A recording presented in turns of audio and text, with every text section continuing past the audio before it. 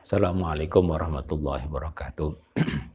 Bismillahirrahmanirrahim. Alhamdulillahirabbil alamin wassalatu wassalamu ala asrofil anbiya'i wal mursalin sayyidina wa habibina wa syafi'ina wa qurrati a'yunina sayyidina Muhammadin sallallahu alaihi wasallam wa ala alihi wa sahbihi ajma'in.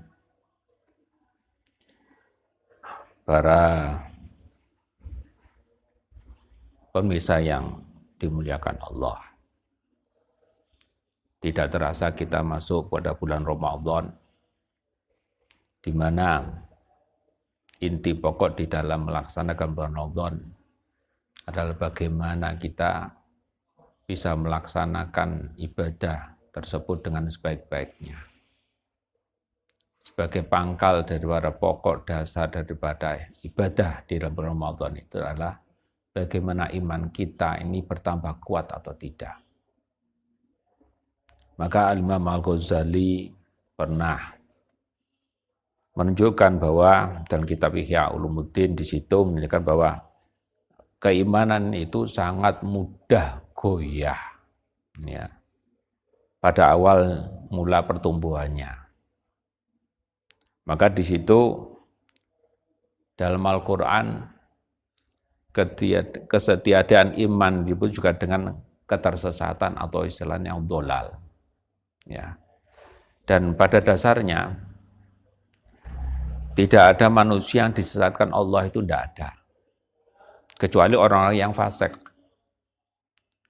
Dengan kata lain, bila manusia telah menjadi fasik, maka dia akan tersesat. Sebagaimana firman Allah, "Madza aradallahu bihadza masalan yudillu bi katsiran wa yahdi bihi katsiran. Wa ma yudillu bi illal fasiqin alladzina yanquduna ahdallahi min ba'di mitsaqihi wa yaqta'una ma amarallahu bihi an yusala wa yufsiduna fil ardh ulaika humul khasirun." Artinya, dan tidak ada yang disesatkan dengannya kecuali orang-orang yang fasik.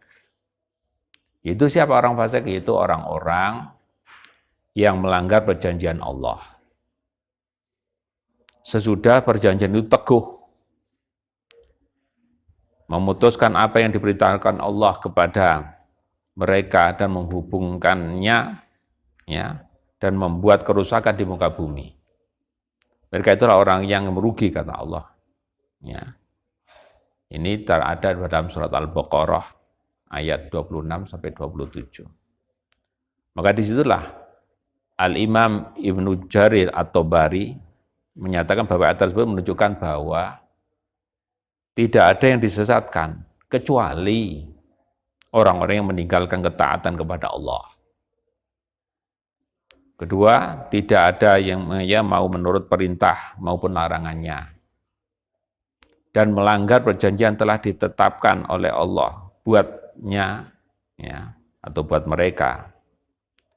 Dan kalau kita lihat di dalam kitab tafsir Zadul Masir, dinyatakan bahwa di antara sifat daripada orang fasik itu adalah menyalahi isi Al-Quran, memutuskan hubungan silaturahim, dan melakukan kemaksiatan-kemaksiatan.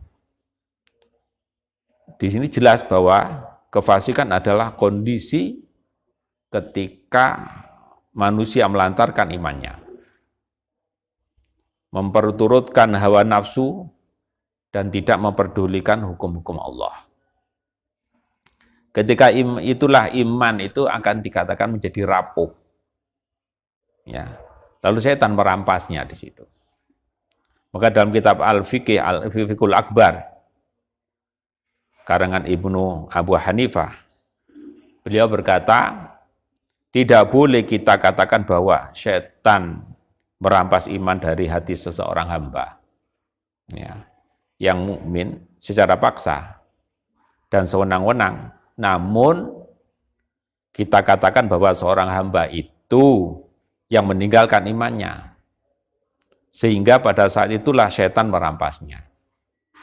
Jadi di sini jelas manusia itu sendiri yang pertama kali menelantarkan imannya sehingga dirampas oleh setan. Maka dalam kitab Ihya Ulumuddin Imam Al-Ghazali menunjukkan bahwa keimanan itu sangat mudah goyah pada saat awal mula kepertumbuhannya, apalagi di kalangan anak kecil atau kaum awam di situ. Apalagi pada zaman sekarang ini orang banyak disebutkan dengan berbagai macam ya, mensos, ya, anak kecil sudah disediakan ya, diberi HP, ya semuanya ini yang sangat mempengaruhi keimanan seorang. Biasanya habis maghrib dia ngaji, sekarang bingung dengan HP-nya, ya. Oleh karena itulah iman harus selalu diperkokoh. Maka di situ Imam Al-Ghazali mengatakan bahwa jalan untuk menguatkan dan meneguhkan iman bukanlah dengan mempelajari atau kemahiran berdebat atau teknologi ilmu kalamnya hebat, akan tetapi satu yang harus difahami pertama adalah orang harus banyak menyibukkan diri membaca Al-Quran berikut tafsirnya.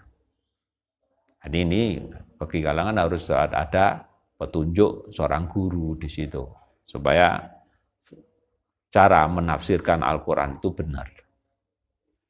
Jadi tidak boleh dipelajari sendiri, nanti salah mengartikannya, menafsirkannya di situ. Yang kedua adalah untuk merkokoh iman itu adalah, yang kedua adalah membaca hadis, disertai maknanya. Ini juga harus dengan guru, supaya kita tidak salah. Karena satu hadis itu tidak berdiri sendiri, mungkin berhubungan dengan hadis lain yang menyertainya. Ya. Yang menguatkan atau melemahkan hadis tersebut. Yang ketiga adalah menyibukkan diri dengan menunaikan berbagai tugas ibadah kita yang seharusnya kita lakukan sebagai bukti daripada keimanan kita. Jadi kita beribadah itu pada hakikatnya adalah sebagai pembuktian daripada iman. Kita tahu bahwa sendi iman kita itu ada 3. Sendi iman itu pertama adalah tasdikul bil janan, keyakinan yang dalam hati kita. Dan ini yang paling pokok dan tidak boleh goyah. Goyah sedikit bahwa hilang iman kita. Yang kedua adalah iqrarul bil lisan. Dengan mengikrarkan diri, dengan mengucapkan 2 kalimat syahadat, asyhadu an la ilaha illallah wa asyhadu anna Muhammadar Rasulullah. Ya, disertai dengan kemantapan iman. Apakah itu sudah cukup? Belum. Dia harus membuktikannya, ucapannya itu apakah ucapan yang keluar dari seorang mukmin atau keluar dari ucapan seorang munafik. Maka harus ada pembuktian. Pembuktiannya itu berupa pengamalan ibadah-ibadah. Entah ibadah mahdhah atau ibadah-ibadah yang syarat dan rukunnya sudah ditentukan oleh Allah, atau ibadah-ibadah yang ghairu mahdhah yang syarat rukunnya tidak ditentukan oleh Allah. Termasuk dari ghairu mahdhah apa? Semua aktivitas kita, apapun yang kita lakukan selama kita niati ibadah akan bernilai ibadah. Orang mau masak dengan niat ibadah, maka nilai masaknya adalah ibadah. Ya, semua aktivitas kita akan bernilai ibadah dengan cara kita niatkan untuk beribadah kepada Allah. Jadi ibadah itu adalah merupakan cara bagaimana manusia membuktikan ya bahwa ikrarnya itu benar ikrarnya seorang mukmin di situ. Jadi bukan untuk kepentingan Allah, kepentingan manusia itu sendiri ibadah itu. Dengan kepercayaannya senantiasa bertambah kokoh oleh dalil dan hujah Al-Quran yang mengetuk pendengarannya, juga oleh dukungan hadis-hadis beserta faedahnya di situ yang ia temukan, kemudian oleh pendar cahaya ibadah dan tugas itulah yang juga akan diiringi dengan kemantapan hati. Yang keempat adalah bagaimana orang itu mengokohkan imannya, yaitu dengan cara menyaksikan kehidupan orang-orang yang soleh. Ya, kita banyak bergaul dengan Allah, bagaimana cara perilaku orang soleh itu. Ini adalah merupakan ya satu cara belajar yang paling ampuh di situ. Bagaimana sahabat belajar kepada Rasulullah dengan tidak membaca macam kitab atau membaca buku, atau membaca Al-Quran, tapi dengan melihat perilaku Rasulullah. Itu adalah suatu ilmu yang banyak sekali yang tidak bisa ya hanya dibukukan salah satu buku, beberapa buku akan terbuat dari melihat bagaimana perilaku Rasulullah. Kita melihat orang-orang kehidupan orang soleh itu akan menjadikan dorongan kita untuk menyontoh bagaimana kita berperilaku sebagaimana orang-orang soleh ini, bergaul dengan mereka ini, memperhatikan tindak tanduk mereka, mendengarkan petuah-petuahnya yang disampaikan, juga melihat perilaku mereka dalam kedudukannya kepada Allah, bagaimana dia kalau beribadah kepada Allah. Kita akan niru bagaimana kita cara beribadah mereka. Rasa takut mereka kepada Allah bagaimana, itu juga akan kita tiru di situ. Serta kemantapan mereka kepada Allah, keyakinan mereka itu kepada Allah, itu akan menjadi sarana kita untuk meniru ya perilaku orang soleh. Sehingga Imam Ghazali kemudian mengibaratkan awal mula keimanan itu ya, dengan menabur benih. Setelah menabur benih, sementara seluruh amal tersebut merupakan upaya menyiram dan merawatnya di situ. Sehingga akhirnya ditumbuh perkembangkan menjadi kuat dan meninggi sebagai pohon yang baik dan kokoh. Jadi dengan akar teguh, sedangkan cabang-cabangnya menjulang ke langit, ke angkasa, kelak buahnya pasti lebat dan menguntungkan dengan seizin Allah. Nah, pernyataan Imam Al-Ghazali ini dapat kita pahami pula dari sisi sebaliknya. Bahwa ketika seorang mulai menjauh dari Al-Quran, tidak mengenal hadis Nabi, kocar-kacir dari ibadahnya di situ, dan memiliki lingkungan maupun teman bergaul yang rusak, berarti ia tengah melantarkan imannya. Ya. Maka sangat boleh jadi seperti kata Imam Abu Hanifah di situ, setan pun akan merempasnya. Naudzubillah min dzalik. Bila seseorang ini menjauhi Al-Quran dan hadis, maka akan akar-akar iman di hatinya pun mulai goyah di situ.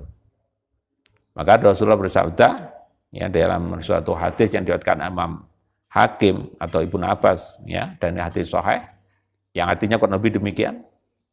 Sungguh, ya telah aku tinggalkan di tengah-tengah kalian, selama kalian selalu berpegang teguh kepadanya, maka kalian tidak akan tersesat, yaitu kitabullah dan sunnah nabinya.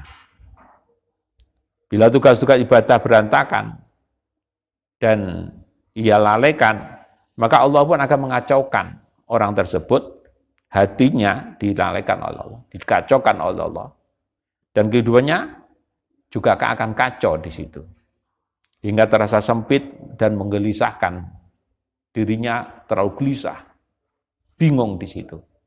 Bagaimana firman Allah, "Wa man a'rada an dzikri fa inna lahu ma'isyatan dhanka wa tahsyuru yaumal qiyamati a'ma." Barang siapa yang berpaling dari peringatanku, kata Allah, maka sungguhnya baginya kehidupan yang sempit, dan kami akan menghimpunnya pada hari kiamat ini dalam keadaan buta. Ya, Anda lihat di dalam surat Toha ayat 124. Bila hanya ada orang-orang yang jahat di sekitarnya saja, maka maksudnya cuma peduli pada urusan perut, ya, dan syahwat, lalu satu sama lain orang-orang ini akan menghalangi dan dari akhirat di situ.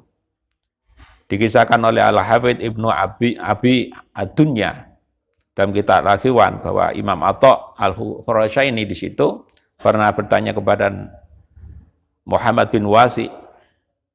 Bertanya adalah, amal apakah yang paling utama di dunia ini? Dijawab oleh Muhammad bin Wasi, yaitu menemani teman dan bercakap-cakap dengan saudara apabila mereka saling bersahabat di atas kebajikan dan ketakwaan. Beliau menunjukkan bahwa ketika itulah Allah akan menghadirkan, ya, kemanisan di antara mereka sehingga mereka terhubung, ya, dan saling menyambung hubungan antara dirinya dan saudara-saudaranya atau orang yang ditemani ini. Tiada kebaikan dalam menemani teman dan bercakap-cakap dengan saudara jika mereka menjadi budak dari perutnya masing-masing. Sebab jika mereka seperti ini, maka satu sama lain akan saling menghalangi nanti di akhirat. Maka pentingnya kita mencari teman yang tidak selalu mementingkan perutnya saja di situ. Oleh karena itu Allah mengajari kita sebuah doa agar iman dan hidayah selalu bertanam di dalam hati kita, tidak dinajan oleh Allah keimanan kita, yaitu dengan doa yang termaktub dalam surat Ali Imran ayat 8, yaitu Rabbana la tuzigh qulubana ba'da idh hadaitana wa hab lana min ladunka rahmatan innaka antal wahhab. Wahai Tuhan kami, janganlah Engkau menjadikan hati kami condong kepada kesesatan sesudah Engkau memberikan petunjuk kepada kami. Dan karuniakanlah kami kepada rahmat dari sisimu, sungguhnya Engkau Maha Pemberi karunia. Mungkin itu yang bisa saya sampaikan. Kurang lebihnya semoga mempunyai manfaat dan barokah. Ya, saya akhiri. Assalamualaikum warahmatullahi wabarakatuh.